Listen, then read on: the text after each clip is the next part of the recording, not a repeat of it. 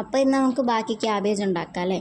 അപ്പോൾ ഫ്രിഡ്ജിൽ ഇരുന്നൊരു ബാക്കി ചെറിയ അരമുറി തേങ്ങ ഉണ്ടായിരുന്നു കേട്ടോ. ആ തേങ്ങ ഉള്ളതുപോലെ ചിരണ്ടി എടുത്തു. ഈ തേങ്ങയുടെ ഒരു പ്രത്യേകതയെന്ന് വെച്ചാൽ തേങ്ങ പൊട്ടിക്കുമ്പോഴേ മൊത്തം ചിരണ്ടി വെക്കാൻ എനിക്ക് ഭയങ്കര ഇഷ്ടമാണ്. കാരണം അപ്പോൾ ചിരണ്ടാൻ ഭയങ്കര ഈസിയാണ്.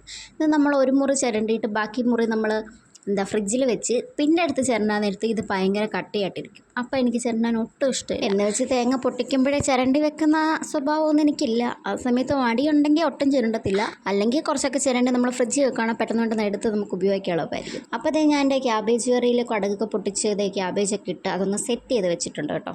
പിന്നെ ക്യാബേജിൻ്റെ റെസിപ്പി ഒന്നും പറയാത്തത് നമ്മുടെ കേൾക്കുന്നവരുടെയും ക്യാബേജിൻ്റെ റെസിപ്പിയിൽ പല വ്യത്യാസങ്ങളുണ്ടായിരിക്കും. അതുകൊണ്ട് ഞാനൊന്നും പറയുന്നില്ല. പിന്നെ ഞാൻ അപ്പുറത്തേക്ക് ഒരു ചട്ടി എടുത്ത് വെച്ച് കുറച്ച് എണ്ണയൊക്കെ വെച്ച് 2-3 പപ്പടമൊക്കെ വറുത്തെടുത്തു കേട്ടോ. എനിക്ക് ക്യാബേജ് കറി ഉള്ളപ്പോൾ പപ്പടം മസ്റ്റാണ്. ഇനി പപ്പടം ഇല്ലെങ്കിൽ കടയിൽ പോയി മേടിക്കത്തൊന്നുമില്ല. ഇല്ലാത്ത പോലെ അങ്ങനെ ഇരിക്കും. ഉണ്ടെങ്കിൽ വറക്കും, അത്രേ ഉള്ളൂ കേട്ടോ. പിന്നെ ഞാൻ എൻ്റെ ക്യാബേജ് കറിയിൽ കുറച്ച് തേങ്ങയിട്ട് ആകെ ചിരണ്ടി പിച്ചിട്ട് തേങ്ങ കിട്ടിയുള്ളൂ. ഉള്ള തേങ്ങ ഞാൻ തട്ടിയിട്ട് ഇളക്കിക്കൊണ്ടിരിക്കുകയാണ്. നമ്മൾ ഈ നോൺ സ്റ്റിക്ക് പാത്രങ്ങളിൽ തടിയുടെ തവ വെച്ച് ഇളക്കാവുള്ള നമ്മ എന്നോട് എപ്പോഴും പറയാറുണ്ട്. പക്ഷെ അത് ഇളക്കിയിട്ട് എനിക്കൊരു ഗുമ്പ് കിട്ടാത്തതുകൊണ്ട് അതെടുത്ത് മാറ്റി ഞാനൊരു സ്റ്റീലിൻ്റെ ഒരു സ്പൂൺ വെച്ചാട്ടോ ഇളക്കിയത്. അതമ്മ കണ്ട ഇപ്പം എന്തെങ്കിലുമൊക്കെ പറയും. പക്ഷെ അമ്മ ഇവിടെ ഇല്ലാത്തതുകൊണ്ട് നമുക്ക് കുഴപ്പമില്ല.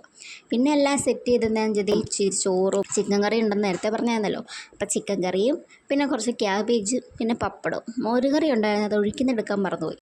അപ്പോൾ ഇനിയിപ്പോൾ ഞാനിതൊക്കെ ഒന്ന് കഴിക്കട്ടെ. എനിക്ക് നല്ല വിശപ്പുണ്ട്. അപ്പോൾ ബാക്കി ഞാൻ കഴിച്ചിട്ട് വന്നിട്ട് പറയാം. അപ്പോൾ ഓക്കെ, ബൈ.